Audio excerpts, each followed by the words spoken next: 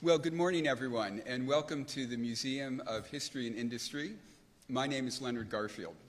It's my very special honor to welcome Mayor Harrell, City Council members, and city and civic leaders to MOHI this morning. As a history museum in a city that is constantly making history, we at MOHI know that the city you are helping to shape today will indeed be the history that we share here tomorrow. And the history you are making is part of a long, long story that stretches back to time immemorial and is still evolving. The land and the waters upon which we gather this morning are the historic and contemporary home of the Coast Salish people, whose displacement we acknowledge and whose endurance we honor. On this site was a Duwamish seasonal camp, and this was the very spot where David Denny built his pioneer timber mill. We sit beneath the wings of the very first commercial plane that Boeing ever built, made by men and women boat builders and sailmakers right here on Lake Union. And that rowing shell that you see there, that's the historic Husky Challenger, a reminder of the boys in the boat who proved that by pulling together, literally by pulling together, we can accomplish more than those who would tear us apart. And look down at the floor. This floor is where the greatest generation trained in the darkest days of World War II to win a war of democracy over tyranny, a struggle that echoes down through time to this very moment. And looking down on us on the galleries above are those beloved four amigos. How much we miss them. People who fought together to ensure that racial justice and an equitable community would be our future. Here, too, is the story of innovation, from groundbreaking advances in technology to life-saving advances in medicine, to exploring the farthest reaches of space. In all these areas, Seattleites, our remarkable city, has turned the once impossible into the now indispensable. And each year, more than 20,000 young people come to this museum to explore those very stories. And every young person, every day, joins us for free, discovering their role in our city and honing the critical skills of civic literacy, which are going to be our essential future. What they learn when they're here is that for generations, as today, Seattle's history has been filled with the promise of new opportunities, but it has always been tempered by the challenges of often difficult change. So as the city moves forward in 2024 toward the One Seattle, of which Mayor Harrell has spoken so powerfully, we know from our study of history that a community built on collaboration, a city of individuals willing to work together, will find new solutions, building on our shared history, yes, but never being bound by it as we move toward a future that is strong, equitable, and sustainable. I look forward to the history that you will make today and all this year under the leadership of the mayor. And so now please join me in welcoming the mayor of Seattle, the Honorable Bruce Harrell.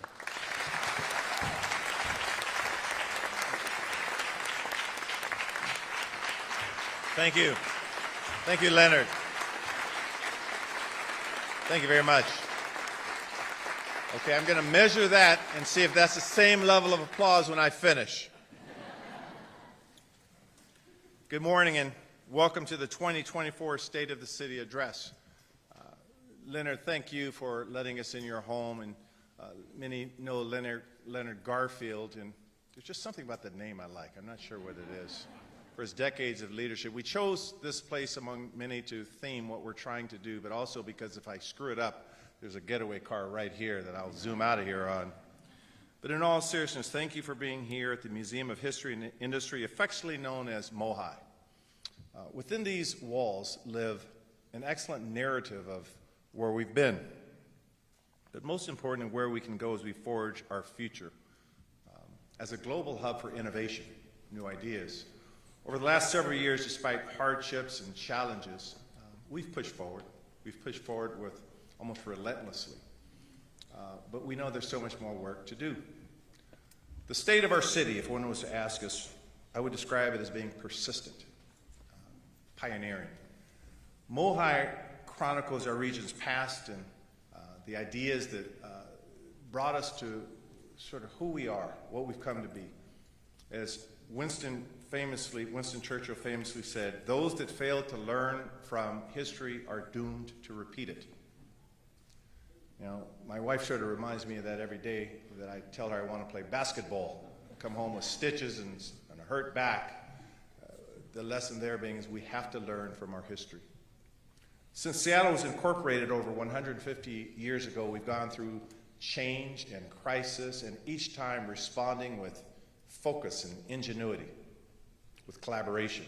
In my first State of the City 2 years ago, I stressed a back-to-basics approach, a dedication to core municipal responsibilities like restoring public safety and getting people indoors and keeping parks accessible and fixing potholes and making sure the water's clean and the power comes on at the flick of a switch. But just because something is basic and essential does not mean that there's not room for innovation, creativity. We can make it work better. That's sort of our bottom line. Now, this requires us to be bold, to take chances. It's the reason that this mantra has allowed Seattle time and time again, and that's why we're here. We've looked at our history time and time again to pick ourselves up, back up, and change the course of our city, and in doing so, changing the world. You've heard me talk about that before. It's why our city punches way above its weight with companies that have changed how the world does business, with labor partners that have fought hard to shape nation-leading minimum wage increases and worker protections, and policymakers at the cutting edge of meaningful progressive change. And in this, what was once described as a sleepy former timber town on the ancestral lands of the Duwamish and Coast Salish people, our history tells us that it's innovation and new ideas that break through log jams and cultivate hope. Now, what does innovation mean? Innovation means a new community-assisted response and engagement department, a care department, to better help our neighbors in crisis, resulting in an improved holistic approach to a diversified public safety system. Innovation means updating our industrial and maritime zoning policies for the first time in decades, resulting in a new path for thousands of housing units, tens of thousands of jobs, and Seattle's future as a port and maritime city. That's who we are.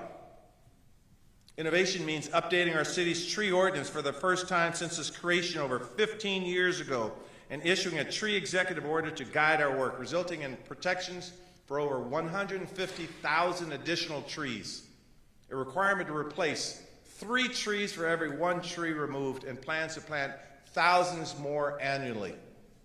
That's a real commitment. What does innovation mean? Innovation means looking at a unique opportunity at Fort Lawton. We've sort of been examining that for a long time. Now we developed a plan to build up to 500 units and transform 34 underutilized acres into a new community and expanded parkland. This will last for generations. This is generation change we're creating. Innovation means piloting new electric freight trucks and replacing gas-powered leaf blowers and electric alternatives, resulting in fewer emissions and less noise and healthier communities. Now, to our returning city council members, I'm grateful for the work we've done over the last 2 years. To our new members, I am thrilled for what's next. This is my thrilled face. It sort of looks the same, my giddy face. I'm proud of the ambition of your ideas. I've heard them, I've watched them, and the One Seattle model that will allow us to solve our greatest challenges and move Seattle into a future together. Now, one of the areas where I'm most energized to work with our new city council is public safety. Last year, overall crime fell 7%, major crime fell 6%, and property crime fell 10%. However, homicides and the damage inflicted from gun violence have increased. We have to change this. This will require supporting a comprehensive array of public safety solutions. The state's leadership to ban assault weapons last year is a significant step, and we are continuing to advocate for gun law changes in Olympia. Thanks for our team led by Gail Tarleton and others. Thank you. We have to move the needle in this respect. Last year, our officers recovered over 1,500 guns. 1,500, a record for our city. Now, I will repeat, there are too many guns in this country, on our streets, and in the wrong hands. We know this. We need to embrace new technologies funded in this year's budget to enhance the fair, effective, and constitutional policing of our officers. Last year, we as a city achieved sustained compliance with most requirements of the federal consent decree that began over a decade ago. United States Assistant Attorney General Kristen Clark came to Seattle and recognized the progress on the reforms that we've made. The fact is, use of force occurs in less than 1/4% of all police encounters. That's our new police department. I'm proud of the work that our police officers do every day and grateful for their dedication. We will continue to build the trust and confidence that the people of Seattle rightfully demand of our police department. Thank you, Chief Diaz, for being here with us today.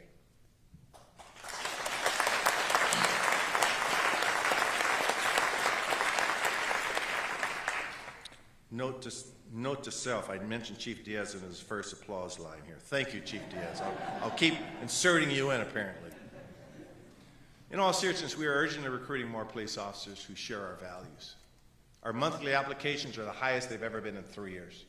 We have comprehensively reviewed our recruiting system, and we're continuing to make changes to processes that have not been changed or touched in decades. Now, I don't know if moving from paper to online applications count as innovation or just plain common sense, but either way, it's an example of the kind of steps needed to bring forward a new generation of officers who continue to serve our neighborhoods and represent our communities and keep us safe. Now, I appreciate that Councilmember Bob Kettle is rightfully prioritizing this essential issue as the Council's new Public Safety Committee Chair. His 6-pillar approach is a strong and good foundation.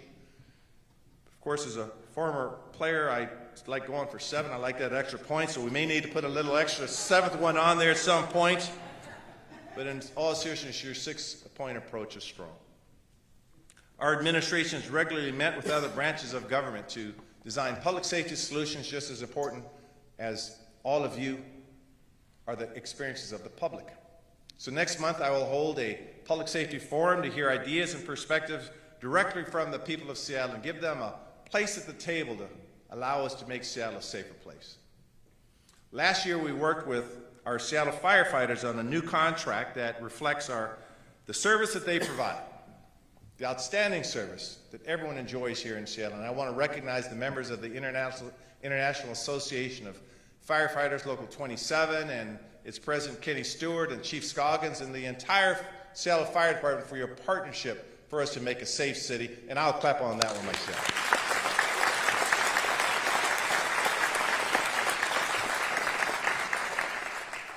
Note to self, Scoggins got a better applause than Diaz. I'm taking notes just for how I'm using these for next year here. As the son of 2 city employees, I look forward to further building our commitment to our workers and to being a great employer. As we deliver strong essential services for our residents and the work toward agreements with our labor partners, including the Coalition of City Employees and Police Officers and many others, we realize what a critical role our labor partners play, our employees play. I talk about One Seattle, I talk about a family of employees, and that's how we approach it. At last year's State of the City address, I announced a newly envisioned care department. Now, today our care department responders are redefining what public safety looks like. The care department are delivering new kinds of help and to support our residents who are experiencing behavioral health crises. This work frees up our police officers to address emergencies and priority 1 situations, particularly where they're most needed, given the demands on their time. Now, when I was a kid growing up in Seattle, believe it or not, when the dinosaurs roamed the earth, there was no such thing as a 911 call in this country. Now, don't look too surprised. I see a few seasoned people out there as well. There was none when you were a kid as well. But today, in all seriousness, our 911 dispatchers are swiftly and efficiently sending care department responders to emergencies where they're most needed. And the feedback we're receiving is extremely positive. While handling over 250 incidents, only 3 times have our care teams had to ask police to return back to the scene. This is a great start.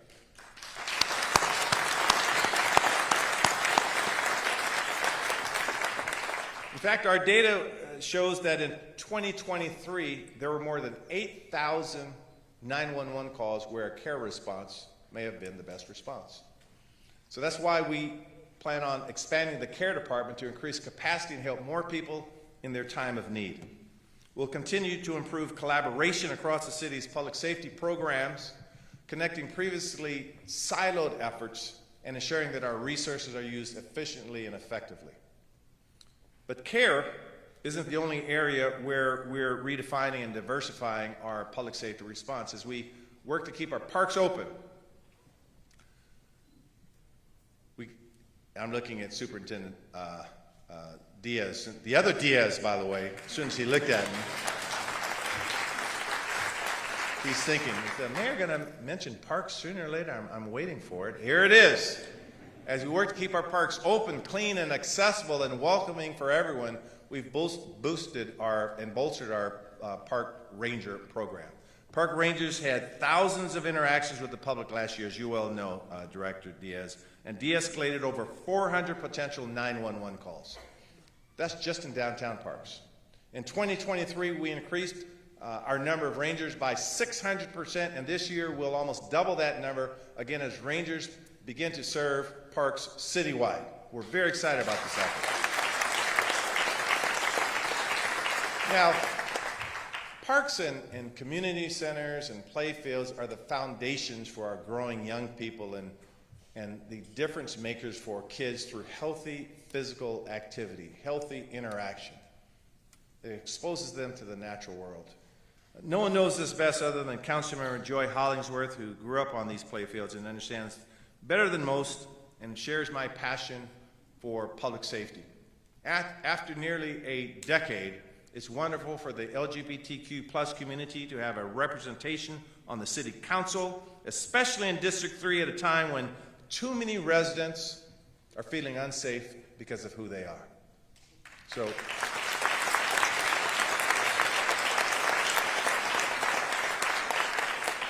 I don't know if that was for you or for what I said, Councilman. We'll take it either way. But let me be clear, in all seriousness. No matter your sexual orientation, your gender identity, your religious, racial, or ethnic background, you are welcome in Seattle.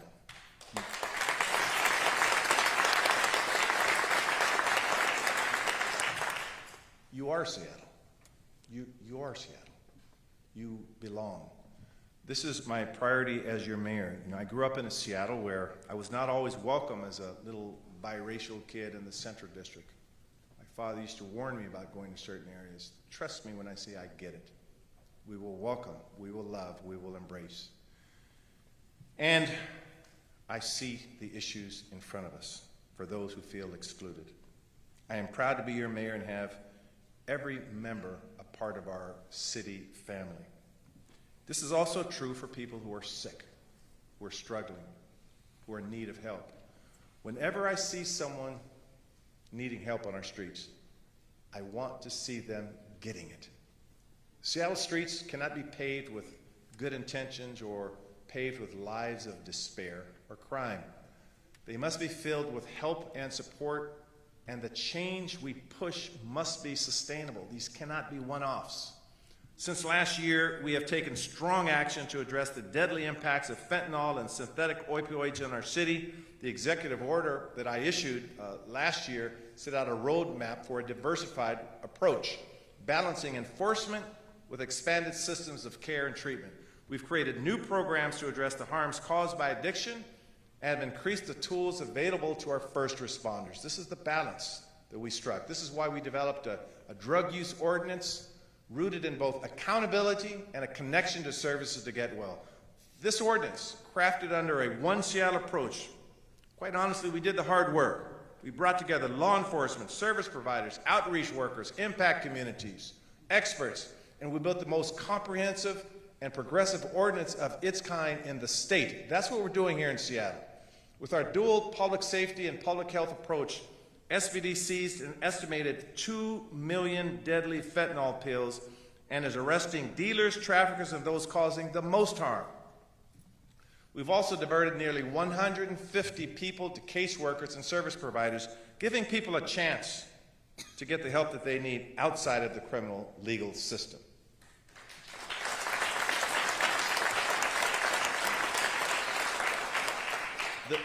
The needs we're seeing on the streets have resulted in action. We've developed new and innovative public health programs and services in an area where the city has not historically had a leading role. Our actions include our new Health 99 post-overdose response team, our expanded mobile medication delivery for opioid use disorders, and our new contingency management drug abatement program. And next month, we'll share the details of our $7 million investment funding a post-overdose center and health facilities that will offer new ways to help people recover in their time of need. Now, these programs, in short, these programs will save lives. I want to thank Council President Sarah Nelson for her leadership to address this synthetic drug crisis that is killing hundreds of people on our streets. She's been a strong advocate for investing in proven treatment solutions, and I want to publicly thank you and say, nice article today, too, by the way.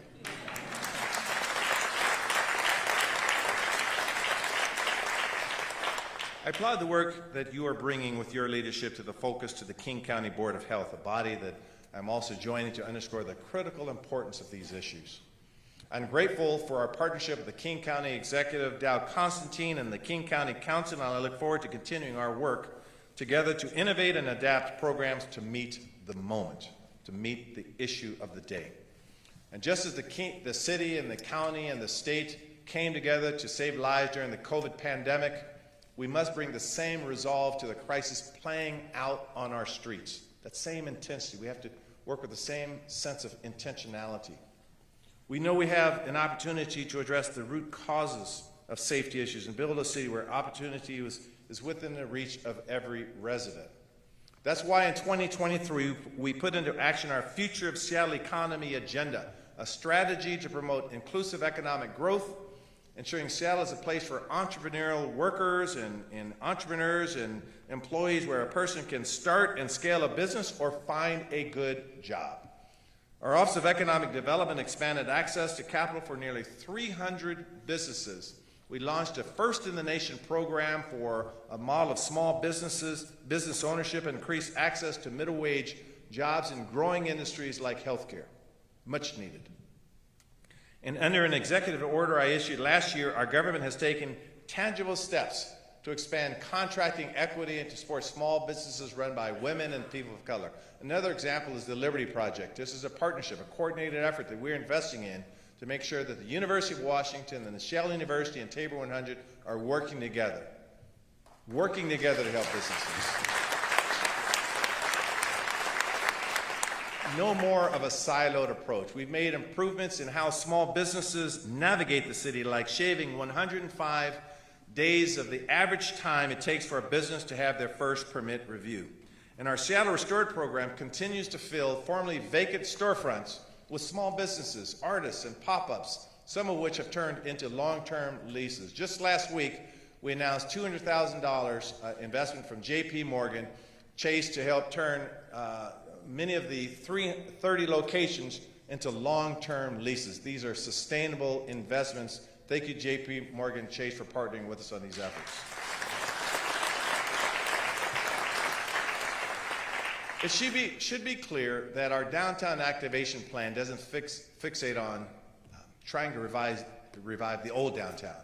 Instead, we aim to reimagine what a downtown could be. Our plan centers on 46 short and medium-term initiatives, and in less than 1 year, we've made headway on 83% of them. We announced it, we measured, we implemented. Our downtown activation plan is gaining momentum as we activate downtown. Here are some statistics. More than 106,000 residents are now living downtown. Over 80,000 workers come to their offices Monday through Friday. Let me repeat that, Monday through Friday.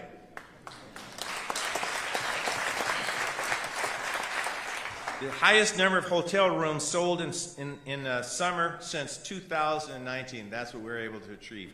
And a record-shattering 2023 summer with over 11 million visitors downtown, 3 million of which came in July for the Major League Baseball All-Star Game and major concerts. Heck, when Taylor Swift was here, she even caused an earthquake. And you all remember that. And if you think that was fun, wait until the 2026 FIFA World Cup when it gets here. This is the equivalent.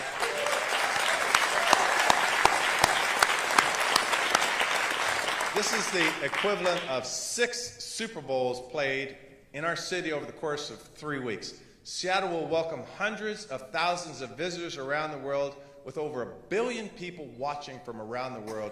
This city here in Seattle, and we will be ready.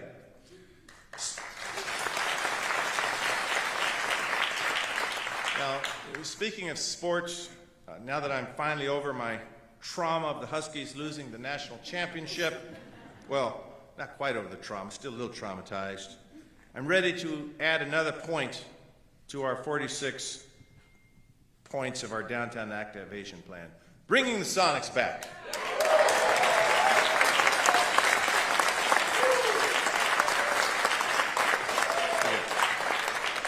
Got Chris Daniels' attention over there when I said that. I saw he was sleeping up until then. He perked up all of a sudden. NBA teams are already choosing to play preseason games right here, and that's a clear sign that Seattle Center and Climate Pledge Arena are ready for NBA action. We stand ready to do whatever it takes to bring back the green and gold, and we all know we have won championships here before, and we will again. And Chris, that's all I'm giving you right now. It's just a teaser, Chris, but we stand at the ready.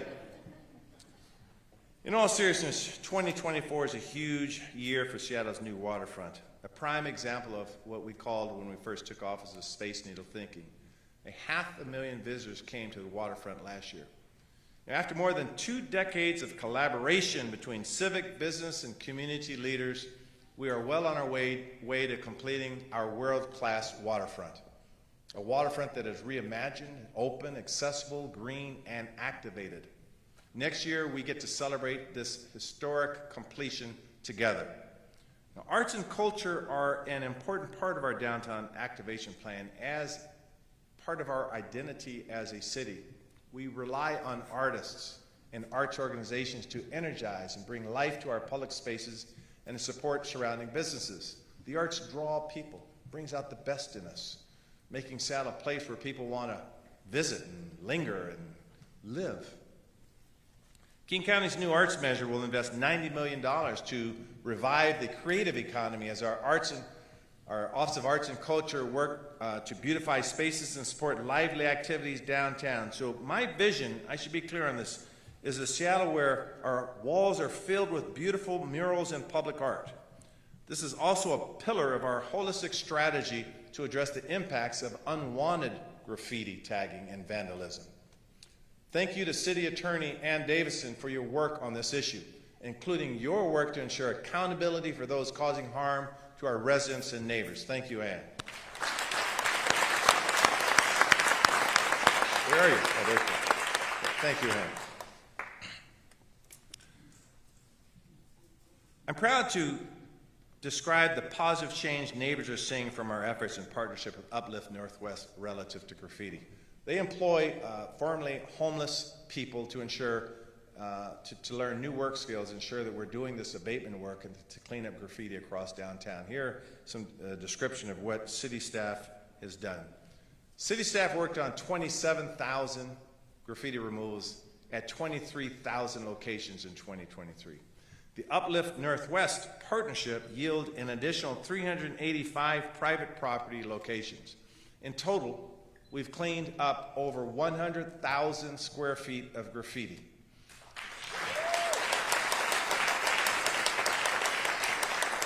New energy, new intensity, new willingness to clean up our city in so many ways. From Soto to the Chinatown International District, our downtown we know is a very special place because it's diverse. It's diverse in how we describe the place, in its people, in its industry, in its jobs, making these neighborhoods safe and activated for small businesses and community members remains one of our priorities. Councilmember Tanya, thank you for your work and congratulations to the City Council. I so look forward to working together on initiatives citywide and for lasting improvements for our cherished Chinatown International District. Congratulations, Councilmember Wu.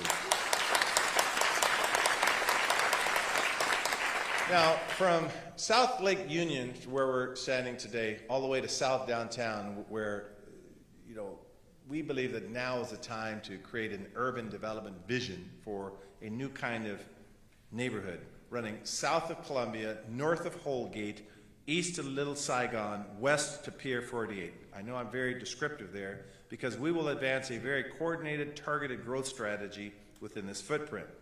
With several major projects on the way, it's a rare alignment that gives us a unique opportunity we haven't seen in decades to design and foster a new neighborhood that demonstrates that downtown is for everyone. So when I talk about big ball in our administration, this is it, a chance to significantly increase people living downtown with affordable housing and grocery stores and childcare and high-quality jobs, a diverse and vibrant small businesses, and indeed cultural spaces. All of this action calls for a cohesive approach to align outcomes and make sure that decisions are made in sync across many projects. Our downtown activation plan also includes innovative efforts to transform underutilized office space into residential uses and other uses, optimizing our built environment for the current needs of a modern city. So next month, my office will deliver legislation to the City Council to turn this big idea into a reality through permitting improvements and incentives based on insights from architects and building owners and housing leaders and housing advocates. And even as we've changed the building uses and encouraged more residential skyscrapers and support significant growth downtown, we know that growth can't only occur downtown. We are aware of this. Seattle must be a city for students and teachers and workers and indeed our families, for people of all income levels. And as I've said before, we know the answer to homelessness starts with more housing and places for people to come inside.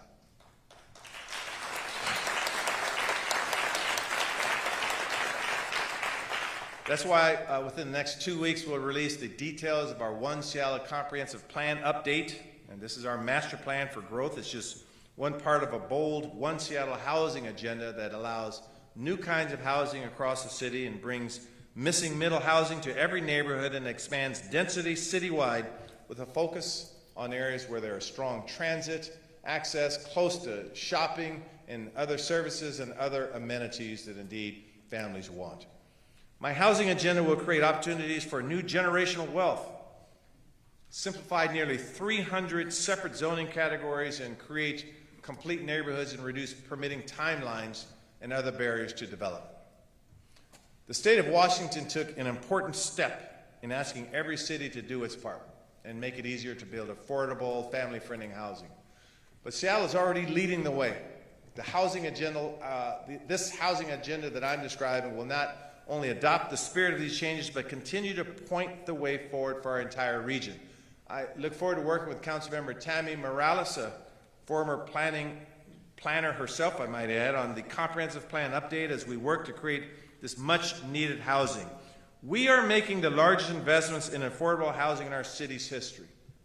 1,400 units opened last year, and another 7,600 are in the pipeline. And thanks to the voters who approved a significant renewal of our proven housing levy, we will build at least 3,100 more affordable homes. In our first year, I described a goal of ensuring permit approval in less than 1 year for affordable housing projects. In 2023, we overwhelmingly met that goal. More housing,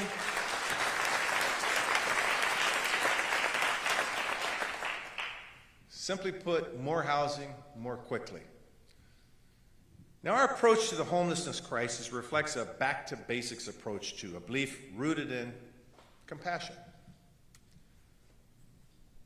We believe that those suffering deserve better than living outdoors and that public spaces like parks and sidewalks should be safe and accessible for everybody. Our innovation was the creation of the Unified Care Team, a proof positive idea that we can achieve progress on each of these ideals without sacrificing the other. We created a state-of-the-art system that informs a data-driven, objective, and equitable approach to resolving encampments, for those living in them and for the neighbors where they are located. The results are significant. Since the foundation of the Unified Care Team, we've increased shelter referrals by 83%. Over 1,000 people have come indoors. And tents on sidewalks and in parks have been reduced by half, from over 1,000 when I first took office.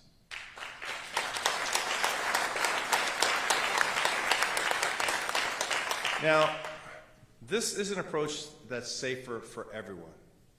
It's delivered a 41% decrease in gun violence incidents related to homelessness and a 16% decrease in fires at encampments or lived-in RVs. Again, as I started my words, we seek to learn from our history. The latest example is the launch of a dedicated neighborhood team approach for each region of the city, allowing them to build personalized relationships with the communities in the neighborhoods and the people housed and unhoused to help them come inside. Councilmember Maritza Rivera recognizes that this level of neighborhood-based constituent service makes a big difference for our Seattle neighborhoods. She's made school safety and constituent service a top priority since taking office. Thank you, Councilmember Rivera.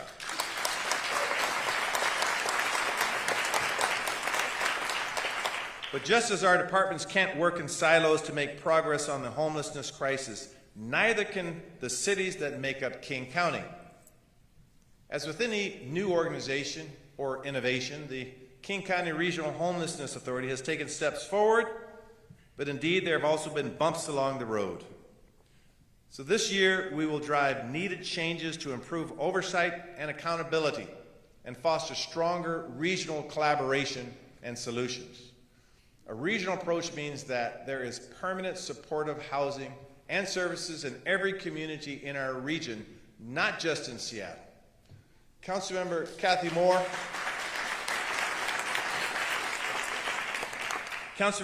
Moore dove in headfirst to her role as Housing and Human Services Committee Chair and as a member of the King County Regional Homelessness Authority Governing Committee, and I know she'll be a strong partner in this effort. I'm similarly looking forward to working with Council Member and Transportation Committee Chair Rob Saka as we work to build a transportation system that meets the needs of our residents no matter how they get around. Part of our commitment to making Seattle safer and Seattle government more responsive to neighbors will be our investment in our roads, bridges, sidewalks, and transit infrastructure. In the coming weeks, I will share a set of plans that will form the foundation of our transportation levy renewal package, in which we will ask the people of Seattle to help address the infrastructure needs in our city. As with every levy ask, we want to balance the critical needs in our neighborhoods with the financial concerns and impact of our neighbors. This means we are taking a hard look at the priorities people are sharing with us from across the city. Our ability to deliver on these priorities and the timelines to get them done will be critical in how we go about passing this levy. Here's what I'll be presenting. First, a focus on the basics, repaving and reconstructing arterials and neighborhood roadways in poor condition, replacing signage and striping and filling even more potholes. And Councilmember Saka, also known as the king of potholes, we know that's music to your ears. Fixing bridges, upgrading safety and functionality in ship canal crossings, as well as safety upgrades and improvements to other aging infrastructures. Taking climate action, planting more roadway trees, expanding electrification, and improving connectivity to and within our city to reduce reliance on fossil fuels. Improving safety, taking an equity and safety approach to sidewalk construction and improvements, making sure our kids get to school safely and to their activities safely, seniors could get to their care and their services, people of all ages can go shopping and transit and other amenities safely. Pedestrians, cyclists, and transit riders are all examples of those who demand and deserve safety, and that will be a pillar of our approach.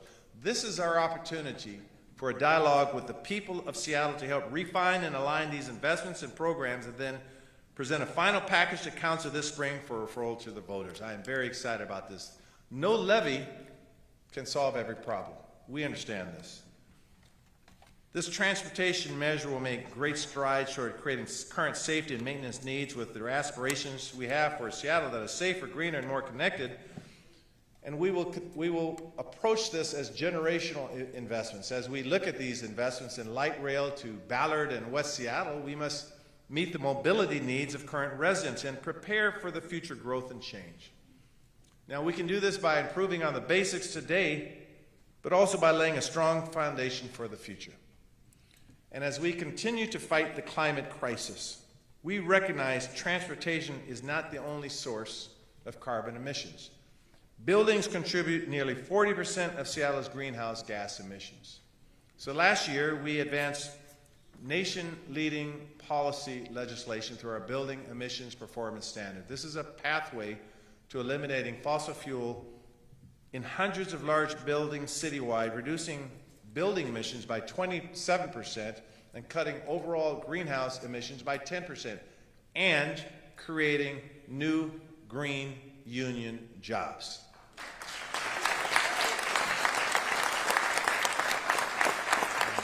I'm already hearing from mayors in other cities who are looking forward to our legislation as they build their own models to tackle the crisis. One of the many ways Seattle continues to be a national and global climate leader. This year, we're bringing a renewed focus to decarbonizing residential homes across the city, creating healthier living spaces for people and a healthier environment for all of us. When I took office, Director Justin Farrell and the Office of Sustainability and Environment identified climate pollution in residential homes as a top issue, and they set an ambitious 2030 goal of transitioning homes off dirty and expensive heating oil. We are accelerating efforts to help even more low and moderate income households transition from oil heating to clean and energy efficient heat pumps. We'll also launch new rebates and no-cost conversions for households to transition from fossil fuels to efficient electric appliances, heat water pumps and heaters, and electric induction stoves. Now, these innovations will help thousands of households save on utility costs, support better indoor air quality, and reduce climate pollution. In the coming months, you will hear more about partnerships made possible by the state of Washington's Climate Commitment Act to boost our work and speed up timelines. And I want to thank Governor Jay Inslee for his stalwart climate leadership, and we look forward to announcements here in the very near future. Our approach to innovation extends to even the most basic of our city functions, how residents access our services. Something as simple as that in our administration identified as where we could improve.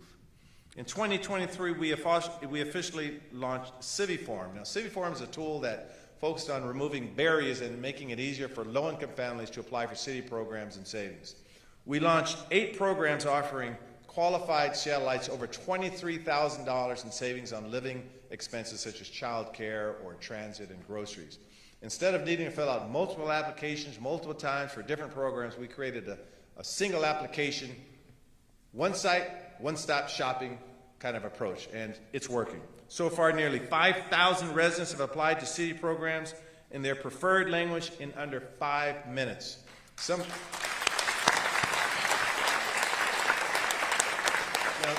of these residents are applying for multiple discounts, and CiviForm is making it easier and faster for Seattle residents to get benefits that they already qualified for. So this year, we're accelerating this work you may recall my Affordable Seattle Executive Order to bring online an additional 15 city programs.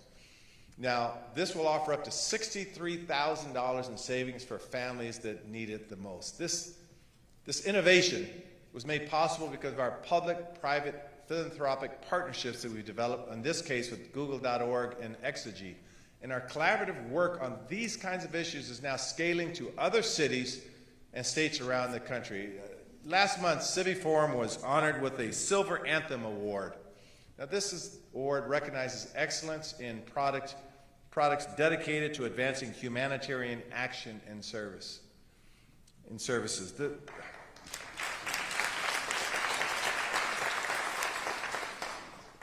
Now, the last serious challenge I will highlight requires both commitment and new thinking. That, of course, is our budget, with a deficit forecasted near $250 million. The size of this deficit means we will have difficult financial decisions ahead. And while there are some who would suggest that the answer lies in new revenue, the fact is that passing a new or expanding tax would not address the fundamental issues needed to close this gap in the long run. Without changes to how we budget, without changes with how we think about budgeting, this problem will occur again and again and again for the city for years to come. Delivering a sustainable, balanced budget is a basic responsibility of city government. This is us at our best. However, now is not a time for despair. I reject notions of austerity. Instead, this is a chance to hit reset, revise our budgeting practices, and to double down on the programs, projects, and policies that are effective and making the most difference for the people of Seattle.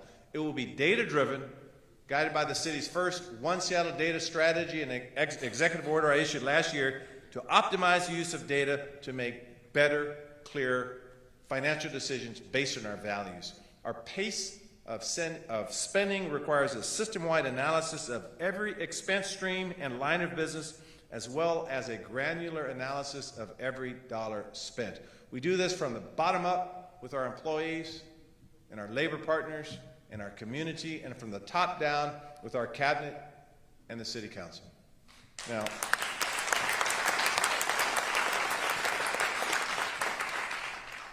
make no mistake about it, this work is hard. It's hard, but it must be done. But this approach will ensure that we have a well-run, efficient, and effective city government in the future. By being more deliberate in how we spend, our investments go further and make a greater impact. Greater impact for the people that matter the most, our residents. Now, that's the opportunity we have in front of us. This work will not be possible without the help of Councilmember and Budget Chair Dan Strauss. Councilmember Strauss has been a strong partner for our administration since day one. And it's because of his collaborative style that I know we can make headway on this challenge together in a very collaborative way. With a new city council, we must admit there is a new level of expectation for the city. We don't run away from high expectations. In fact, we draw energy from them. As a newly elected body, each city council member will push their own agenda as they should. I say in my office that powerful rivers are formed by many streams. That is how we will overcome our obstacles together. See, One Seattle is never meant we go along to get along. That's not what we mean. Since the very first day of my administration, we've never stopped working with someone just because they disagreed with us or they saw things differently. Instead, we are relentless in our efforts to find common ground and to turn that into a common cause. Now, we brought this principle to life by uniting over 4,000 Seattleites through the One Seattle Day of Service, yet another example of how we can bring creativity to execute on one of our community's core values, giving back. Now, I hope to see everyone there this year for our third annual Day of Service. Shameless plug, May 18th. Get your t-shirt.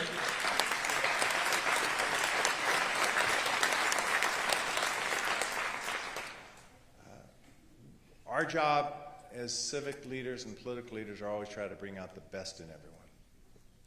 I'm proud of the work that we've done together. I wish 2024 will be the best year in Seattle's history. This is my closing thought. I wish 2024 will be the best year in Seattle's history, but wishing is not a plan.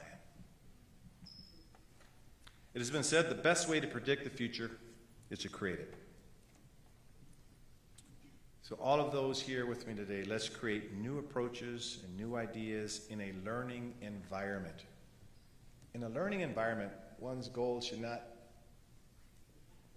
to be seen as the smartest in the room. One's goal should be to learn the most.